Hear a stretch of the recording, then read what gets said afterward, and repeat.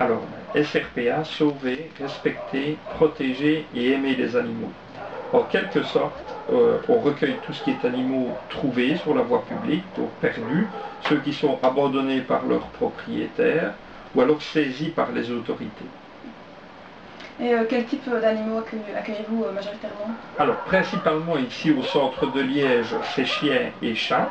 Maintenant, on a le refuge de Villalmont et d'Arlon qui peuvent accueillir des animaux type poney, type chèvre, mouton, éventuellement certaines fois des cochons. Mais principalement, je vais dire, on est surtout animaux, petits animaux de compagnie. Et jusqu'à combien d'animaux pouvez-vous accueillir? Alors ici au centre de Liège, on arrive à une capacité de 250 animaux. Plus ou moins 125 chats, 125 chiens. Et dans quelles conditions arrive-t-il? Vous avez parlé d'animaux maltraités, abandonnés. Alors, il y a un peu de tout qui arrive. Il y a des chiens qui arrivent en super bon état parce que simplement le propriétaire n'en veut plus, ou des personnes qui sont décédées, par exemple, que la famille ne sait pas récupérer ou reprendre le chien ou le chat. Donc, ils peuvent arriver en très bon état, comme ils peuvent arriver en mauvais état, par exemple, les animaux qui sont saisis, ou alors ceux qui sont trouvés des fois sur la voie publique, qui ont été des fois abandonnés volontairement aussi. Et vous avez justement affaire à beaucoup d'abandon et beaucoup de maltraitance? Oui, malheureusement, il y a de plus en plus dans les cas de maltraitance. Donc ici, il faut compter l'année dernière qu'on a rentré plus ou moins 400 animaux qui ont été saisis. À savoir qu'on rentre ici au Chenil plus ou moins 5500 animaux chaque année. Et j'imagine que vous avez des soins vétérinaires pour s'occuper de ces animaux. Voilà, donc il y a un service vétérinaire qui est composé de 3 vétérinaires. Un qui est constamment ici et 2 autres qui viennent se greffer en plus pour les opérations, par exemple les stérilisations. On stérilise des chats errants dans la nature et on en fait par exemple 1400 chaque année. Ça évite la reproduction et ça évite qu'il y ait trop de chatons qui rentrent et qu'on doit euthanasier. Est-ce que vous recevez des aides extérieures? Alors ben non, malheureusement, on ne vit qu'avec le don des gens, donc c'est-à-dire toutes les personnes qui sont membres, qui soutiennent notre SBL, éventuellement des legs testamentaires, donc des personnes qui décèdent, qui n'ont pas de famille et qui souhaitent laisser une partie de leurs biens pour la protection des animaux. Et je vois qu'il y a aussi des bénévoles qui peuvent travailler à vos côtés. Voilà, donc on a plus ou moins donc ici 20 personnes qui sont salariées, qui sont payées par la SPA, et on a une soixantaine de bénévoles qui viennent renforcer l'équipe de personnes salariées, que ce soit pour les entretiens ou pour d'autres activités. Et oui, dans quel type de tâches ces bénévoles peuvent effectuer? Donc, il y en a qui viennent simplement sortir le chien, donc tous les matins de 9 à 13 heures, on garde la matinée pour sortir tous les animaux.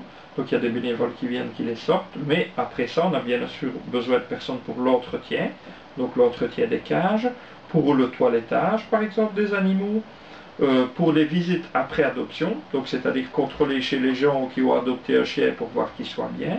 Il y a le service d'inspection qui s'occupe de la maltraitance, donc quand on nous signale un animal maltraité, ben, c'est de nouveau un bénévole qui va faire les premières constatations. Donc il y a beaucoup d'activités qui peuvent être faites par les bénévoles, y compris les activités plus ponctuelles, les stands par exemple pour présenter la SPA, les festivités ici, les portes ouvertes, ou d'autres activités dans ce genre-là.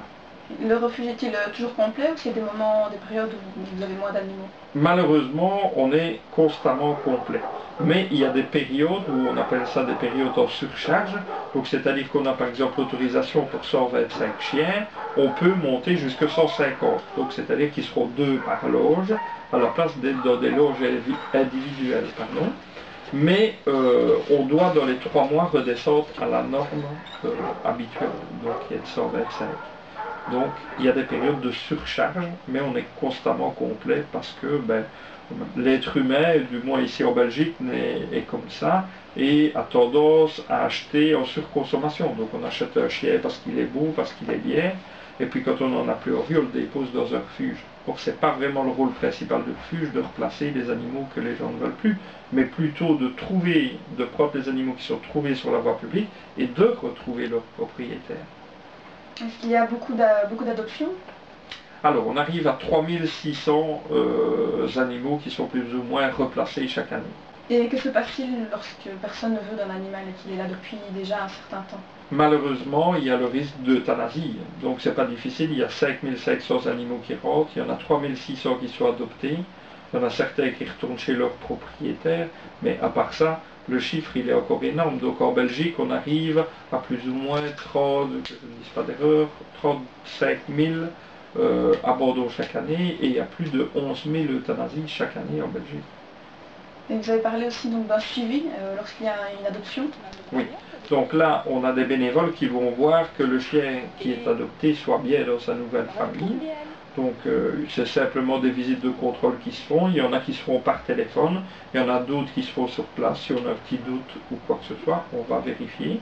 Et on peut aller même vérifier à l'avance. Donc c'est-à-dire que, par exemple, les chiens de type American Staff, qui sont plus délicats, placés dans des familles et tout ça, ben, on fait une visite pré-adoption. Donc avant que la personne ne parte avec le chien, on va voir si ça pourra convenir ou pas.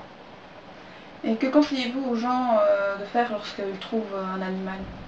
Et la meilleure des choses quand on trouve un chien, ben, c'est de prévenir la police locale, premièrement, parce que l'agent de quartier connaît peut-être le chien, s'il provient du même quartier où il est trouvé, donc prévenir la police locale, prévenir alors la SPA de la localité aussi, ici, si c'est la SPA de Liège, je vais dire, c'est ici dans les environs, et alors faire des petites affichettes éventuellement avec le fait que vous avez trouvé tel animal, y compris pour les chiens perdus, c'est pareil, si vous perdez votre chien, ben, faire des petites affichettes pour mettre dans les librairies, les magasins, signaler au service de police et signaler à la SPA locale, c'est la meilleure des choses. Mais, pour plus de sécurité, et le mieux qui est encore, c'est d'identifier son animal. Donc pour les chiens, c'est obligatoire depuis 98, donc c'est-à-dire que logiquement, tous les chiens doivent être porteurs d'une puce électronique. Cette puce électronique, une fois qu'on la scanne, eh bien, on introduit le numéro qu'on a obtenu dans une banque de données qui nous dira qui est le dernier propriétaire de l'animal, si c'est bien respecté et si on a bien fait tous les changements nécessaires.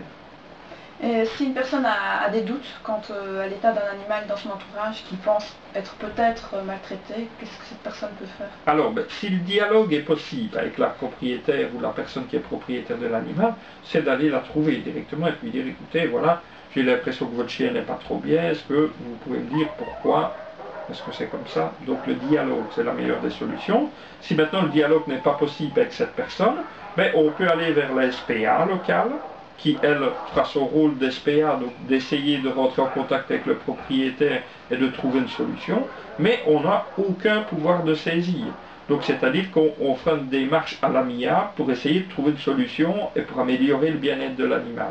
Si ça n'aboutit à rien, ben là il faut vraiment passer par un service de police et un dépôt de plainte afin que le parquet puisse se saisir du dossier, puisqu'il y a des lois en protection animale depuis 1988 qui protègent les animaux en Belgique.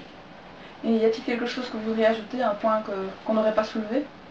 Ben, voilà, moi la meilleure des choses que je vois à dire, c'est premièrement, si vous êtes propriétaire d'un chien, ben, vous avez entre guillemets signé un contrat à durée indéterminée, puisqu'il vit au moins une quinzaine d'années, ben, c'est de garder son animal de compagnie jusqu'à la fin, c'est la meilleure des solutions.